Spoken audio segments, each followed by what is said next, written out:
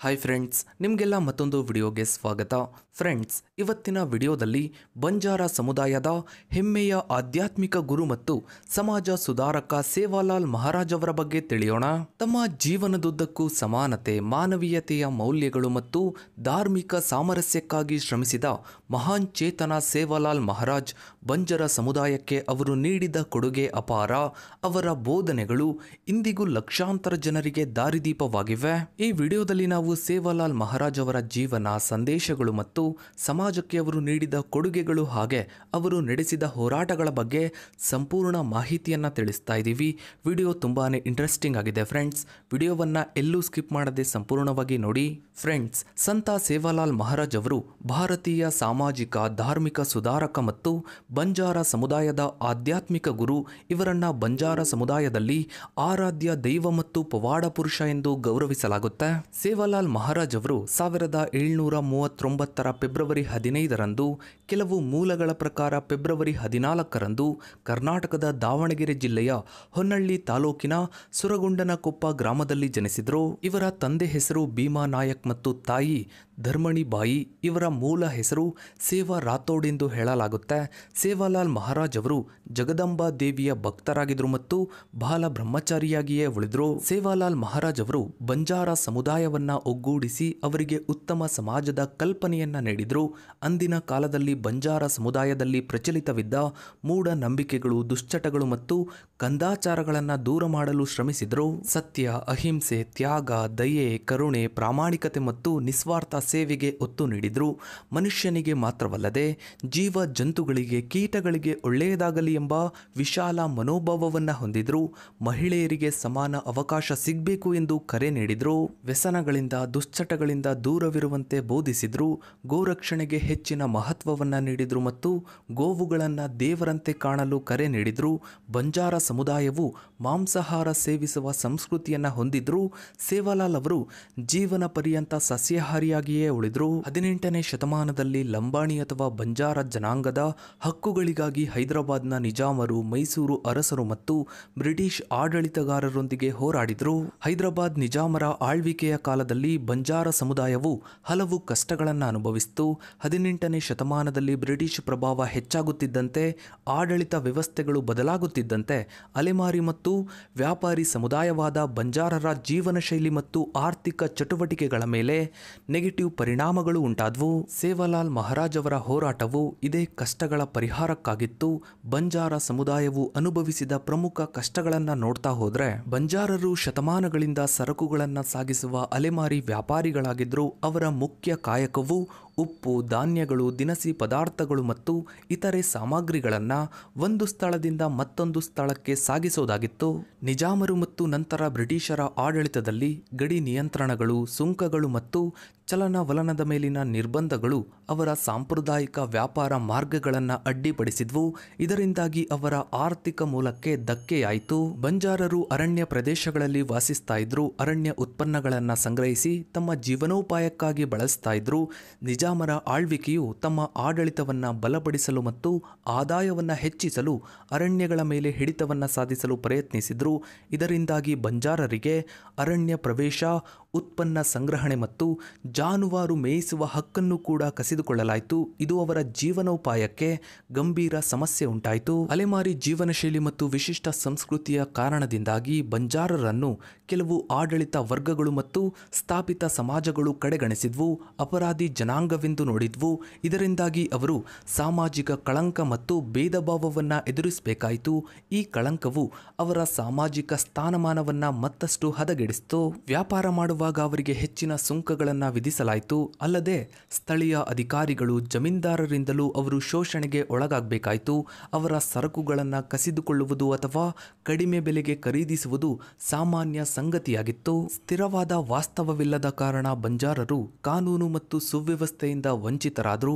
ಅಪರಾಧಗಳಿಗೆ ಸುಲಭವಾಗಿ ಗುರಿಯಾಗ್ತಿದ್ರು ಮತ್ತು ನ್ಯಾಯ ಪಡೆಯಲು ಕಷ್ಟಕರವಾಗ್ತಿತ್ತು. ಅಲೆಮಾರಿಗಳಾಗಿದ್ದರಿಂದ ಅವರಿಗೆ ಸರಿಯಾದ ವಸತಿ, ಶಿಕ್ಷಣ ಮತ್ತು ವೈದ್ಯಕೀಯ ಸೌಲಭ್ಯ ಸೌಲಭ್ಯಗಳ ಕೊರತೆ ಇತ್ತು. ಅವರ ತಾಂಡಗಳು ಅಥವಾ ಹಳ್ಳಿಗಳು ಮೂಲಭೂತ ಸೌಕರ್ಯಗಳಿಂದ ವಂಚಿತವಾಗಿದ್ವು. ನಿಜಾಮರ ಆಳ್ವಿಕೆಯಲ್ಲಿ ಉರ್ದು ಭಾಷೆಗೆ ಹೆಚ್ಚಿನ ಪ್ರಾಮುಖ್ಯತೆಯನ್ನ ನೀಡಲಾಯಿತು. ಇದರಿಂದಾಗಿ ಬಂಜಾರರ ಮಾತೃಭಾಷೆಯಾದ ಲಂಬಾಣಿ ಭಾಷೆ ಮತ್ತು ಅವರ ವಿಶಿಷ್ಟ ಸಂಸ್ಕೃತಿಯನ್ನ ಕಡೆಗಣಿಸಲ್ಪಡ್ತು. ಇದು ಅವರ ಗುರುತಿನ ಮೇಲೆ ನೆಗೆಟಿವ್ ಪರಿಣಾಮವನ್ನ ಬೀರ್ತು. ಈ ಎಲ್ಲ ಸಮಸ್ಯೆಗಳು ಸೇವಾಲಾಲ್ ಮಹಾರಾಜ್ ಅವರಿಗೆ ತಮ್ಮ ಸಮುದಾಯದ ಹಕ್ಕುಗಳಿಗಾಗಿ ಹೋರಾಡಲು ಪ್ರೇರಣೆ ನೀಡಿದ್ವು. ಅವರು ಬಂಜಾರ ಸಮುದಾಯಕ್ಕಾಗಿ ಸ್ಥಿರವಾದ ಜೀವನವನ್ನು ಒದಗಿಸಲು, ಅವರ ಆರ್ಥಿಕ ಸ್ಥಿತಿಯನ್ನು ಸುಧಾರಿಸಲು ಮತ್ತು ಅವರ ಸಾಂಸ್ಕೃತಿಕ ಗುರುತನ್ನು ಉಳಿಸಿಕೊಳ್ಳಲು ಪ್ರಯತ್ನಿಸಿದರು. ಅವರ ಪ್ರಯತ್ನಗಳು ಹೈದರಾಬಾದ್ ನಿಜಾಮರ ಆಳ್ವಿಕೆಯ ಪ್ರದೇಶಗಳಲ್ಲಿ ಬಂಜಾರರಿಗೆ ಒಂದಿಷ್ಟು ಮಟ್ಟಿಗೆ ಪರಿಹಾರವನ್ನು ತಂದವು. ಹೈದರಾಬಾದ್ ನಿಜಾಮರ ಕಾಲದಲ್ಲಿ ಬಂಜಾರ ಸಮುದಾಯವು ಅನುಭವಿಸಿದ ಕಷ್ಟಗಳಂತೆಯೇ ಮೈಸೂರು ಅರಸರ ಮತ್ತು ಬ್ರಿಟಿಷ್ ಆಡಳಿತಗಾರರ ಕಾಲದಲ್ಲಿಯೂ ಬಂಜಾರರು ಇದೇ ರೀತಿಯ ಮತ್ತು ಕೆಲವು ವಿಶಿಷ್ಟವಾದ ಕಷ್ಟಗಳನ್ನು ಎದುರಿಸಿದರು. ಮೈಸೂರು ಅರಸರ ಯುದ್ಧಗಳು ಮತ್ತು ಸಾಮ್ರಾಜ್ಯದ ವಿಸ್ತರಣೆಯು ಬಂಜಾರರ ಸಾಂಪ್ರದಾಯಿಕ ವ್ಯಾಪಾರ ಮಾರ್ಗಗಳಿಗೆ ಅಡ್ಡಿ ಉಂಟುಮಾಡಿತು. ಯುದ್ಧಗಳ ಸಮಯದಲ್ಲಿ ಸರಕುಗಳ ಸಾಗಾಟ ಕಷ್ಟಕರವಾಗ್ತಿತ್ತು, ಕೆಲವೊಮ್ಮೆ ಅಪಾಯಕಾರಿಯೂ ಆಗ್ತಿತ್ತು. ಇದರಿಂದಾಗಿ ಅವರ ಆರ್ಥಿಕತೆಗೆ ದೊಡ್ಡ ಹೊಡೆತ ಬಿತ್ತು. ಇನ್ನು ಮೈಸೂರು ಅರಸರು ತಮ್ಮ ಆಡಳಿತದಲ್ಲಿ ಆದಾಯವನ್ನು ಹೆಚ್ಚಿಸಲು ವಿವಿಧ ರೀತಿಯ ಸುಂಕಗಳು ಮತ್ತು ತೆರಿಗೆಗಳನ್ನು ವಿಧಿಸ್ತಾ ಇದ್ರು. ಬಂಜಾರರು ತಮ್ಮ ಸರಕುಗಳನ್ನು ಸಾಗಿಸುವಾಗ ಈ ಸುಂಕಗಳನ್ನು ಪಾವತಿಸಬೇಕಾಗಿತ್ತು. ಇದು ಅವರ ಲಾಭಾಂಶವನ್ನು ಕಡಿಮೆ ಮಾಡಿತು. ಮೈಸೂರು ಅರಸರು ತಮ್ಮ ಅರಣ್ಯ ಸಂಪನ್ಮೂಲಗಳ ಮೇಲೆ ಹೆಚ್ಚಿನ ನಿಯಂತ್ರಣವನ್ನು ಹೇರಲು ಪ್ರಯತ್ನಿಸಿದರು. ಇದರಿಂದಾಗಿ ಬಂಜಾರರಿಗೆ ಅರಣ್ಯ ಪ್ರವೇಶ, ಅಲ್ಲಿನ ಉತ್ಪನ್ನಗಳ ಸಂಗ್ರಹ ಮತ್ತು ಜಾನುವಾರುಗಳ ಮೇಯಿಸುವಿಕೆ ಕಷ್ಟಕರವಾಯಿತು. ಈ ಹಕ್ಕುಗಳಿಗಾಗಿ ಅವರು ಹೋರಾಡಬೇಕಾಯಿತು. ಇನ್ನು ಬಂಜಾರರು ಸಾಮಾನ್ಯವಾಗಿ ತಾಂಡಗಳಲ್ಲಿ ವಾಸಿಸ್ತಾ ಇದ್ರು. ಆಡಳಿತದ ಸ್ಥಿರತೆಗಾಗಿ ಮತ್ತು ತೆರಿಗೆ ಸಂಗ್ರಹದ ಸುಲಭಕ್ಕಾಗಿ ಅವರನ್ನು ಒಂದು ಕಡೆ ನೆಲೆಸಲು ಪ್ರೋತ್ಸಾಹಿಸಲಾಯಿತು ಅಥವಾ ಕೆಲವೊಮ್ಮೆ ಒತ್ತಾಯಿಸಲಾಯಿತು. ಇದು ಅವರ ಅಲೆಮಾರಿ ಜೀವನ ಶೈಲಿ ಮತ್ತು ಸಂಸ್ಕೃತಿಯ ಮೇಲೆ ಪರಿಣಾಮ ಬೀರ್ತು. ಇನ್ನು ಹೈದರಾಬಾದ್ನಂತೆ ಮೈಸೂರು ರಾಜ್ಯದಲ್ಲಿಯೂ ಬಂಜಾರರನ್ನು ಅಲೆಮಾರಿಗಳೆಂದು ಸಮಾಜದ ಹೊರಗಿನವರಾಗಿ ನೋಡಲಾಯಿತು. ಇದರಿಂದಾಗಿ ಅವರಿಗೆ ಸಾಮಾಜಿಕವಾಗಿ ಕಡೆಗಣಿಸುವಿಕೆ ಮತ್ತು ತಾರತಮ್ಯದ ಅನುಭವವಾಯಿತು.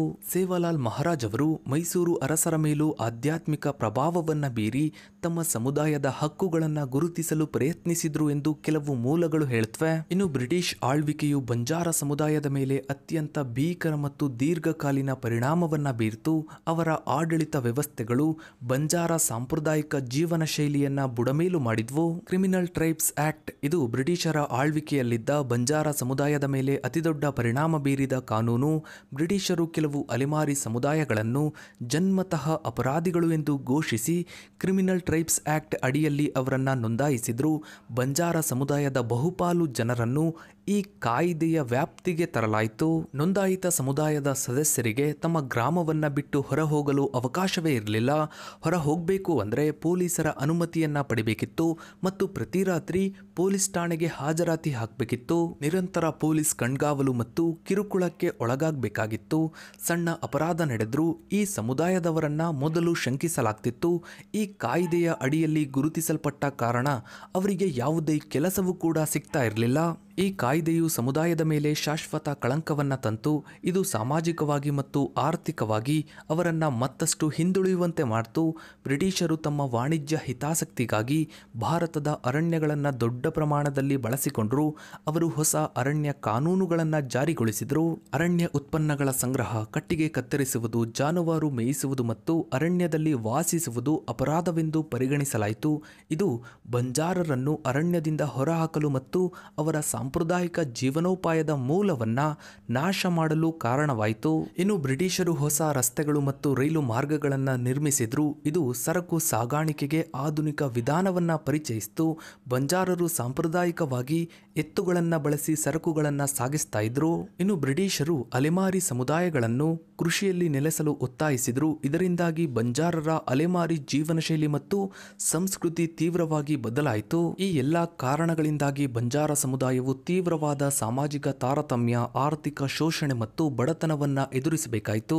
ಸೇವಾಲಾಲ್ ಮಹಾರಾಜ್ ಅವರು ಈ ಕಷ್ಟಗಳ ವಿರುದ್ಧ ಹೋರಾಡಲು ತಮ್ಮ ಸಮುದಾಯವನ್ನ ಒಗ್ಗೂಡಿಸಿದ್ರು. ಅವರ ಹಕ್ಕುಗಳನ್ನ ರಕ್ಷಿಸಲು ಪ್ರಯತ್ನಿಸಿದ್ರು. ಆದರೂ ಬ್ರಿಟಿಷರ ವ್ಯವಸ್ಥಿತ ಶೋಷಣೆ ಮತ್ತು ಕಠಿಣ ಕಾನೂನುಗಳು ಬಂಜಾರ ಸಮುದಾಯದ ಮೇಲೆ ದೀರ್ಘಕಾಲೀನ ನೆಗೆಟಿವ್ ಪರಿಣಾಮವನ್ನ ಬೀರಿದ್ವು. ಇನ್ನು ಅಲೆಮಾರಿ ಬಂಜಾರ ಸಮುದಾಯವನ್ನ ಮುಖ್ಯ ವಾಹಿನಿಗೆ ತರುವಲ್ಲಿ ಸೇವಾಲಾಲ್ ಮಹಾರಾಜ್ ಅವರು ಪ್ರಮುಖ ಪಾತ್ರ ವಹಿಸಿದ್ರು. ತಮ್ಮ ಪವಾಡಗಳು ನಾಟಕಗಳು ಮತ್ತು ಲೀಲೆಗಳಿಂದ ಜನರ ಮನಸ್ಸಿನಲ್ಲಿ ಗುರುವಿನ ಸ್ಥಾನವನ್ನ ಪಡೆದ್ರು. ಮುಂಬೈ ಬಳಿ ಪೋರ್ಚುಗೀಸರ ಹಡಗು ಸಿಕ್ಕಿ ಹಾಕಿಕೊಂಡಾಗ ಅದನ್ನ ದಡಕ್ಕೆ ತರಲು ಸಹಾಯ ಮಾಡಿದ್ರಿಂದ ಅವರನ್ನ ಮೋತಿ ವಾಳೆ ಎಂದು ಕರೆಯಲಾಯಿತು. ಸೇವಾಲಾಲ್ ಮಹಾರಾಜ್ ಅವರು 1806 ಡಿಸೆಂಬರ್ 4ರಂದು ಮಹಾರಾಷ್ಟ್ರದ ವಾಶಿಂ ಜಿಲ್ಲೆಯ ಮನೋರಾ ತಾಲೂಕಿನಲ್ಲಿರುವ ಪೋಹ್ರಾ ದೇವಿಯಲ್ಲಿ ದೇಹತ್ಯಾಗ ಮಾಡಿದ್ರು. ಪೋಹ್ರಾ ದೇವಿಯು ಬಂಜಾರರ ಕಾಶಿ ಎಂದೇ ಗುರುತಿಸಲ್ಪಟ್ಟಿದೆ. ಅವರ ಸಮಾಧಿ ಸ್ಥಳವು ಇಂದಿಗೂ ಬಂಜಾರ ಸಮುದಾಯದವರಿಗೆ ಪೂಜ್ಯ ಸ್ಥಳವಾಗಿದೆ. ಸೇವಾಲಾಲ್ ಮಹಾರಾಜ್ ಅವರ ಬೋಧನೆಗಳು ಇಂದಿಗೂ ಬಂಜಾರ ಸಮುದಾಯಕ್ಕೆ ಮಾರ್ಗದರ್ಶಿಯಾಗಿವೆ ಮತ್ತು ಅವರನ್ನ ಭಾರತದಾದ್ಯಂತ ಗೌರವದಿಂದ ಸ್ಮರಿಸಲಾಗುತ್ತೆ.